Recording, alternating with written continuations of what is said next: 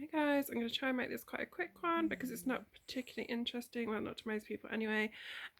So any of you that do know me know I have crippling anxiety when it comes to mainly like social things, phone calls, anything like that, having to like deal with people in general.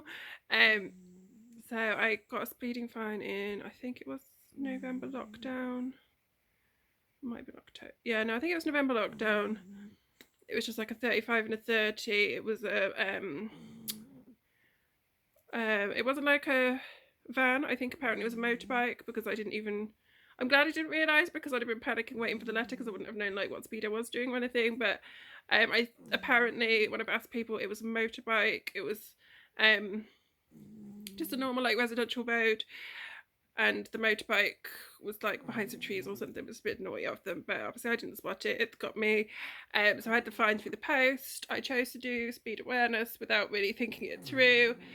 I don't think my anxiety was so bad. You know, like when you have anxiety, it kind of goes through cycles. So I don't think it was so bad. Maybe at the time when I kind of clicked on it, it was like, yeah, that's fine. I'll do speed awareness. So then January lockdown came around, the schools shut, and the first day that the schools were shut was when they'd booked my speed awareness course for, because obviously, well, I'd booked, not they'd booked, I'd booked it for that day because they were back at school. I thought, get out of the way. And then obviously I had them at home. I tried kind of bribing them to stay downstairs. I came upstairs. I'd kind of shut myself away. Was all prepared and ready. Got on the call, and the bloke was so rude to me, like instantly, like just so rude. And I was like in a complete panic. And he started saying that my internet was too slow. He said he didn't even say that it was cutting in and out. What he said was that my there was a delay. So when I was responding to his questions or whatever, there was a delay.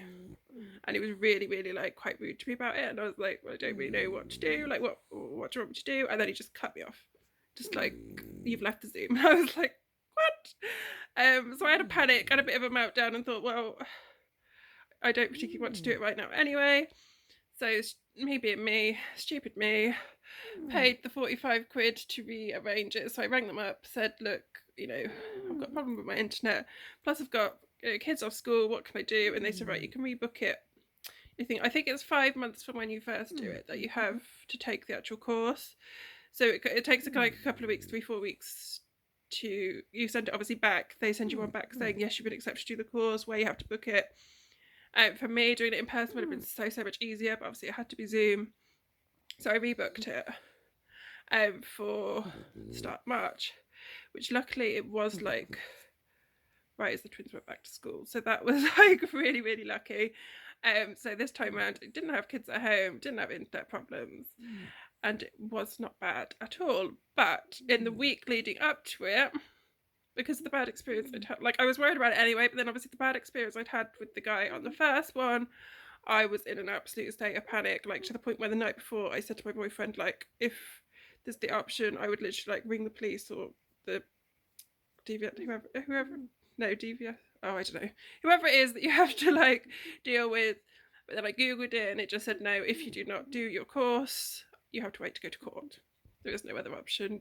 It's just taken as that you haven't responded and you go to court. So I was like, right, okay, I can't do that, so I'm gonna have to do it. There's no other option around it. I was quite happy. I would have ended up paying, I paid £88 to originally book it, £45 to rebook it, and then I was that scared of doing it that I was like, I will pay the £100 original fine and take 3 points. That's how like freaked out I was about doing it. I thought it's going to be horrendous, there's all these other people, blah blah blah. Really, really did not want to do it. But as soon as I went on this one, the guy was really nice. He was like, let's just get the worst bit over with. All you've got to do, hold your driving license up, prove your identity. And then he was like, right, you've got like 15-20 minutes to like just go and get a coffee or whatever while we get everybody else checked in and before we get started. My biggest worry was that you have to be seen to be taking part. Not like every single question, but as it goes through, you have to speak at points. You can't just sit there with it on mute and not take part at all. At times you need to just jump in and just kind of show that you are paying attention. And it was not bad at all. It was absolutely fine. The guy was luckily this time really, really nice. He was a bit older. He was probably like in his 50s. He was quite like relaxed about it all. There were I think there was 9 of us on there, and all that I could see, because I'm not really used to Zoom, And when the twins have done Zoom, like for school, you could see like all the other children, like all the mini screens inside the screen and all that kind of things. Oh God, what I didn't really want to see was myself. So luckily, all I could see on this one, I think you can change the settings, but automatically on my iPad, all that came up was if he was talking, so the majority of the time I could just see him, and then whoever spoke, you could just see the person that was speaking at the time. But even if I was talking, I could still just see the instructor guy. I couldn't see myself. So that was better for me because I was so worried about other people being able to see me and me able to talk and everything else. But no, I didn't have to worry about that. And it just kind of flowed quite naturally. It was mainly like a PowerPoint kind of thing, so you could see the guy in the corner, but then the main things were just like the slides of the PowerPoint, and he just kind of talked through it all.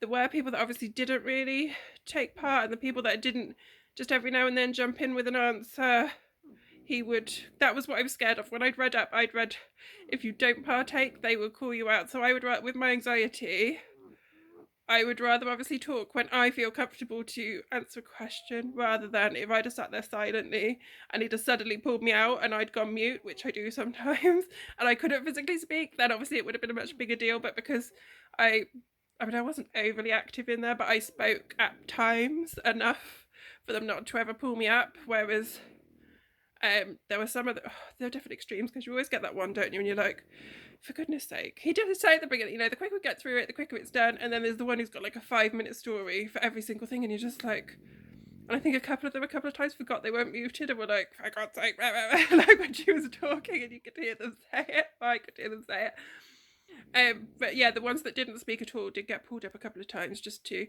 kind of make sure that they were partaking, because otherwise they can fail you at the end if you've not kind of like partaken or you've not been present the entire time. Your camera has to be on the entire time, just to make sure you haven't nipped off and anything else. But it was, it wasn't like you needed to know anything at the beginning. The questions, it didn't matter if you got anything wrong that you did answer. It was more just that you were taking part. Things like speed limits, one of the things I can remember that I did answer was like what types of road they were. Like if there's 2 lanes on one side but 2 lanes on the other side, is it a dual carriageway? And I said, well, no, because you have to have a central reservation, I think, or like barrier, whatever, down the middle of the road. It was just things like that. So it was quite simple, but obviously if you did answer and you got that question slightly wrong, they're not going to jump on you. Well, this guy wasn't anyway. I don't know what any other one was like, but this guy was nice. It was, I think, 2.5 hours. We did have like a 10-minute toilet break in the middle. A lot of it was kind of video clips and things like that. There was nothing horrific. I was expecting there to be like car crashes where people die and stuff like that. There was like almost like hazard perception style clips of kind of like what would the hazard be, what would your speed be in this situation, that kind of thing. But there wasn't anything scary. There was like they covered like obviously braking distances. That was one of the things that I took away the most. They asked at the end like one of the things that you'd take away the most from it, and I probably can't explain this very well because I'm not a scientist, I'm not a physicist. The way they're explaining it was, say you're doing 30, the braking distance at 30 compared to the braking distance at even like 33 is quite significantly different. So it's not that you'd kind of almost imagine that if you were doing 33 not 30, that if you didn't manage to stop in that space, you'd hit them at 3 miles an hour. Does that make sense? That you'd think that you'd go that extra 3 miles an hour more?